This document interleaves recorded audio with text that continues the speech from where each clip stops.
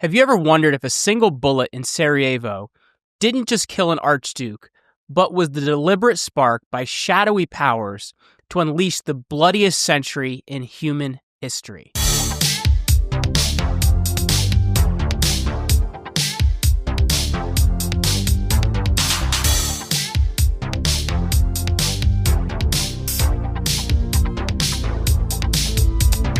Hey everyone, and welcome back to the Jeremy Ryan Slate Show. I'm your host, Jeremy Ryan Slate, CEO and co-founder of Command Your Brand. You can grab our free PR resource at commandyourempire.com. You can also find me on X. I'm at Jeremy Ryan Slate over there as well. And today we're dissecting one of history's pivotal turning points: how the assassination of Archduke Franz Ferdinand changed history forever.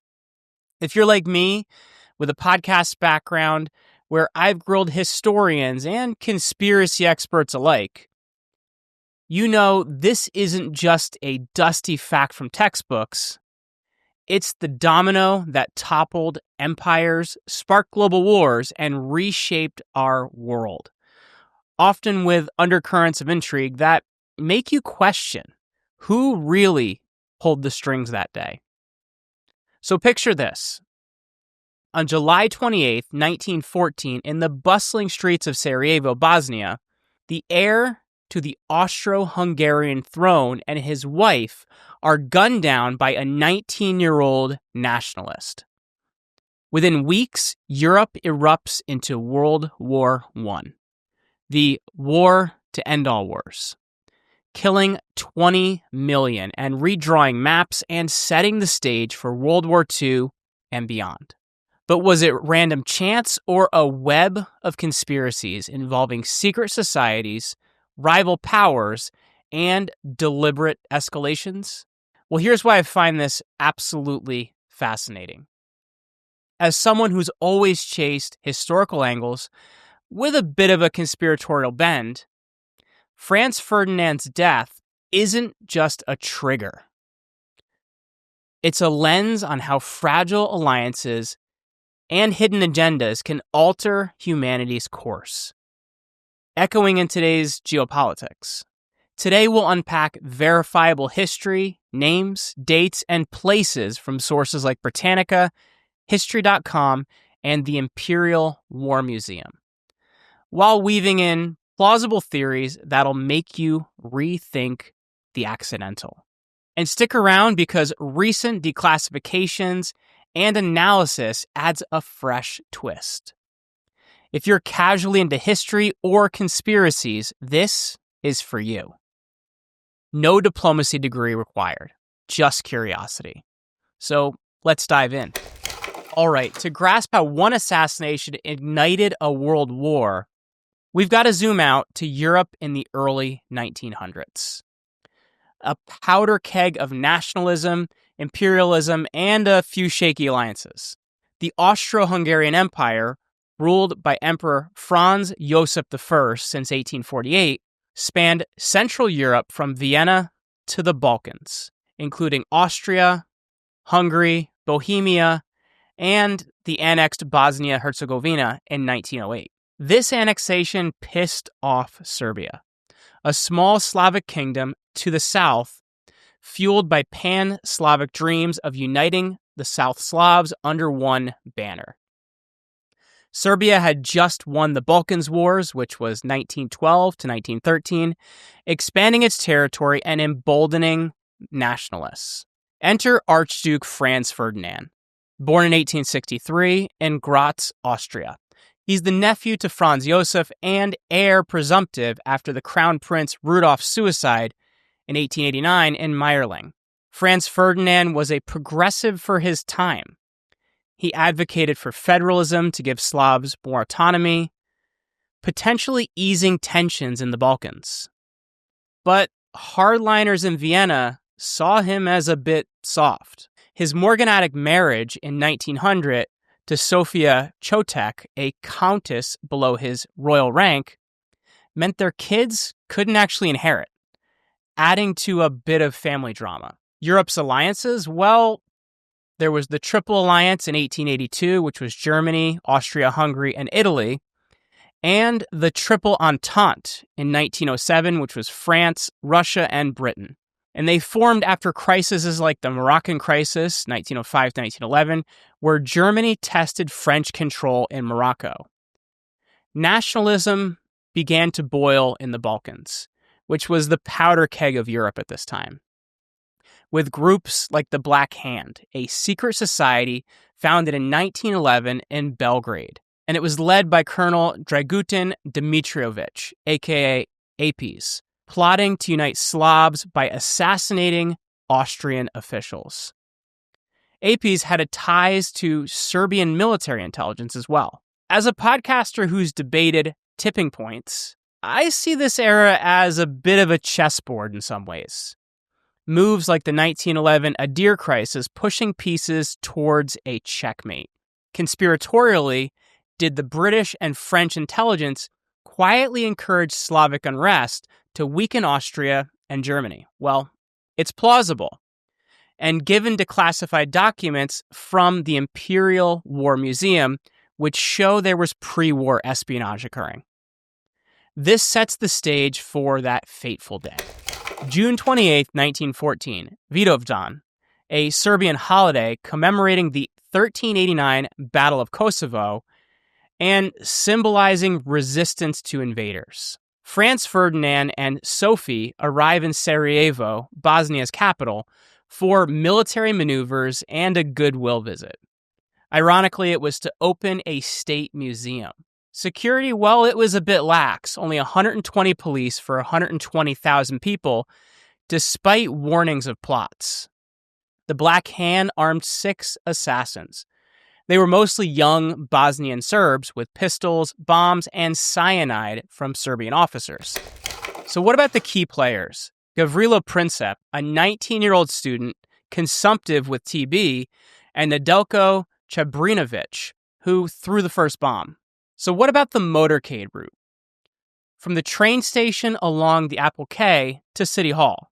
At 10:10 a.m., Čabrinović hurls a bomb.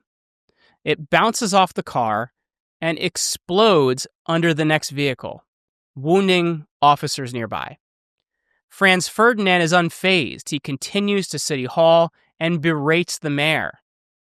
Quote, "I come to visit, and I'm greeted with bombs," end quote. They alter the route back, but the driver errs, turning onto Franz Josefstrasse, stalling right where Princip was waiting. At 10:45 a.m., Princip fires 2 shots from 5 feet away. One hits Sophie's abdomen, the other Franz Ferdinand's neck.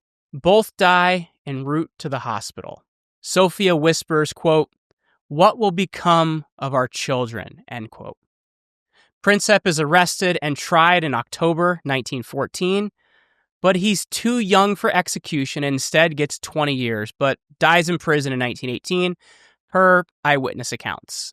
From my perspective, this screams a bit of Murphy's Law, but with conspiratorial whispers.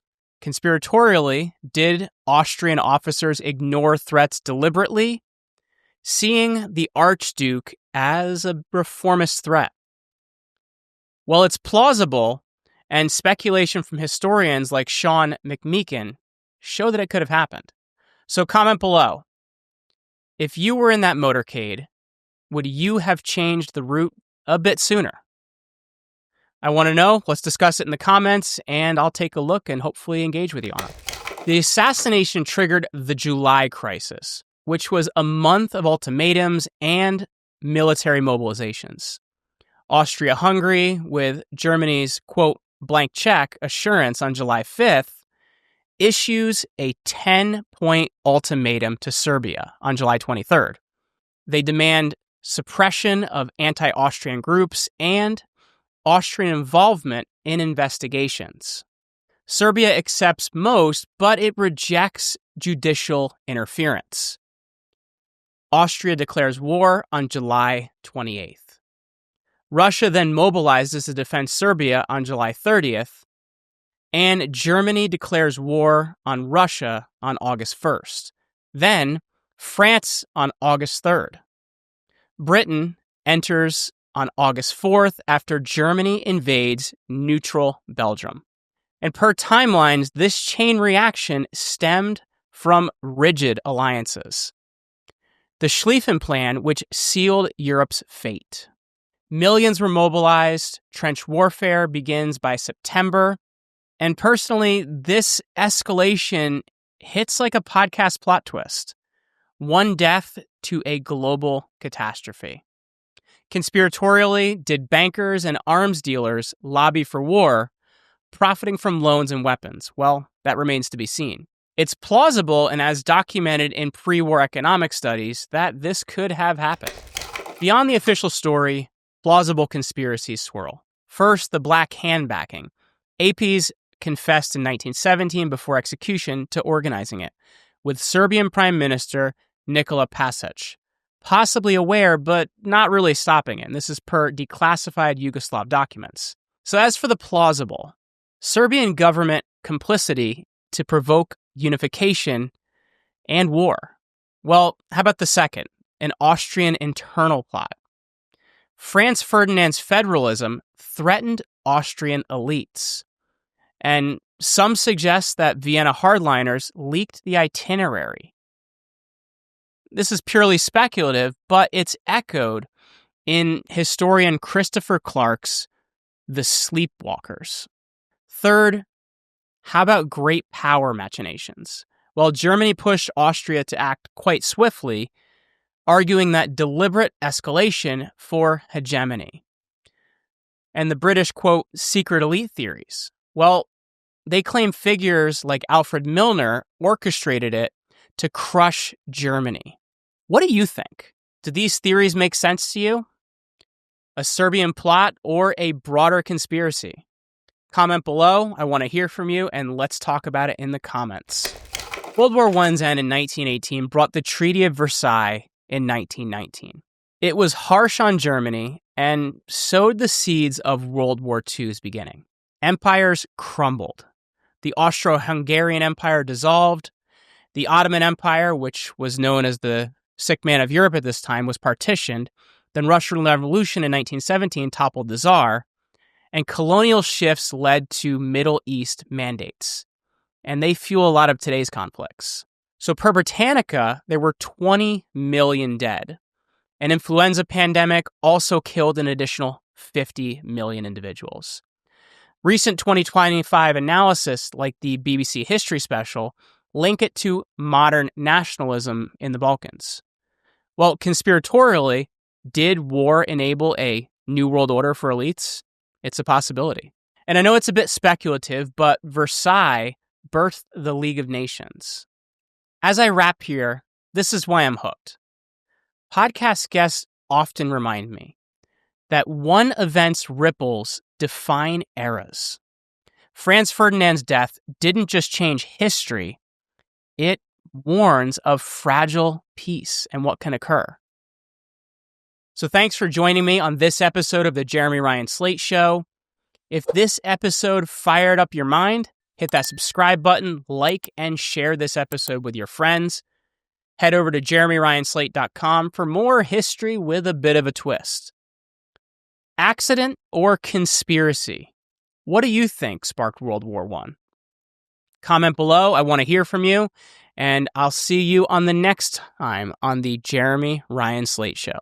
Stay curious.